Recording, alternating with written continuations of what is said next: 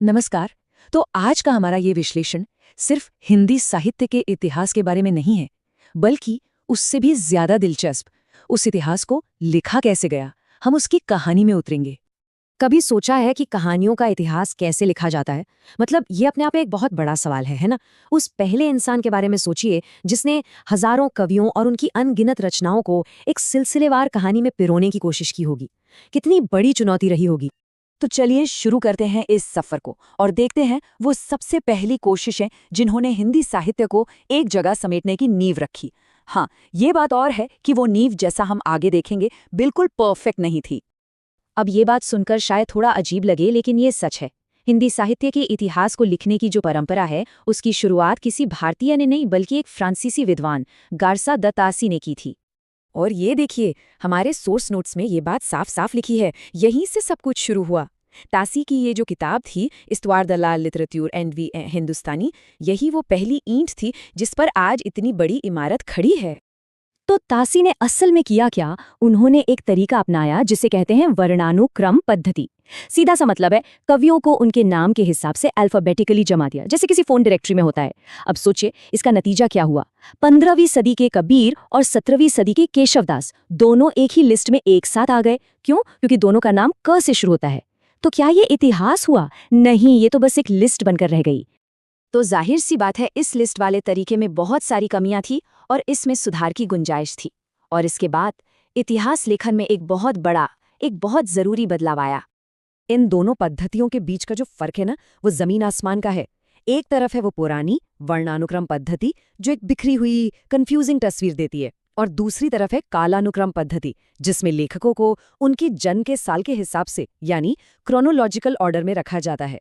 और यहीं से पहली बार ये समझ में आया कि साहित्य ने समय के साथ कैसे तरक्की की, कैसे वो बदला। ये वाकई में इतिहास लिखने का एक ज्यादा साइंटिफिक, एक ज्यादा लॉजिकल तरीका था। और फिर तरीके और भी बेहतर हुए। एक नई पद्धति सामने आई जिसे विधेयवादी पद्धति कहा गया। ये फ्रांसीसी विचारक तेन के विचारों पर आधारित थी। देखिए, इसका आइडिया बहुत दिलचस्प है। ये कहता है कि किसी भी साहित्य को ठीक से समझने के लिए आपको 3 चीजें देखनी होंगी। पहला, जाति, यानी उस समाज की अपनी खासियतें। दूसरा, वातावरण, यानी उस वक्त का सामाजिक माहौल कैसा था। और तीसरा, क्षण, यानी वो कौन सा खास ऐतिहासिक दौर था जिसमें वो लिखा गया।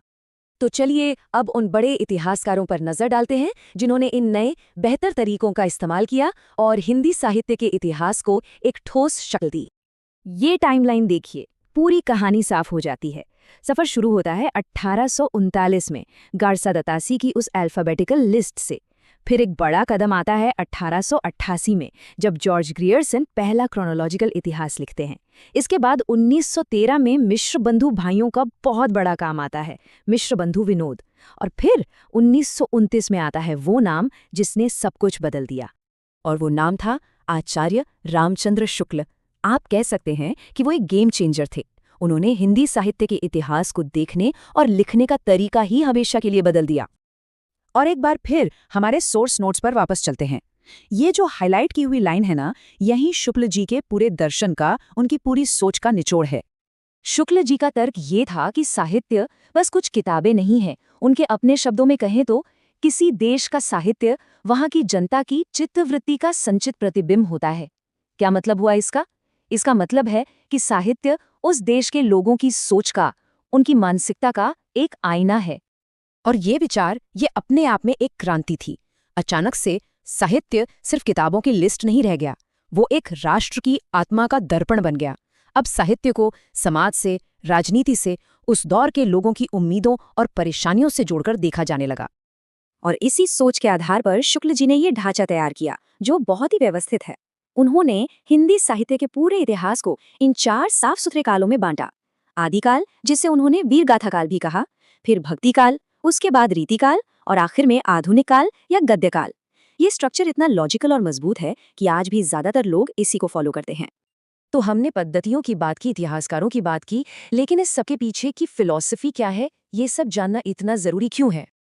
देखिए, एक टर्म है साहित्य इतिहास दर्शन। इसका सीधा सा मतलब है कि साहित्य का इतिहास लिखने का सही तरीका क्या हो सकता है, इसके सिद्धांत क्या होने चाहिए, इसका अध्ययन करना। ये हमें सिर्फ फैक्ट्स नहीं देता, बल्कि इन फैक्ट्स को देखने का एक नजरिया, एक ढांचा देता है। तो इस सब से हम क्या सीख सकते हैं? टेक अवे क्या है?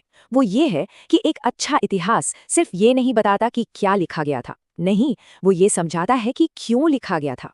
वो साहित्य को उसके सामाजिक और राजनीतिक माहौल से जोड़ता है, और ऐसा करके वो हमें हमारे ही कल्चर और हमारे विचारों के विकास को समझने में मदद करता है।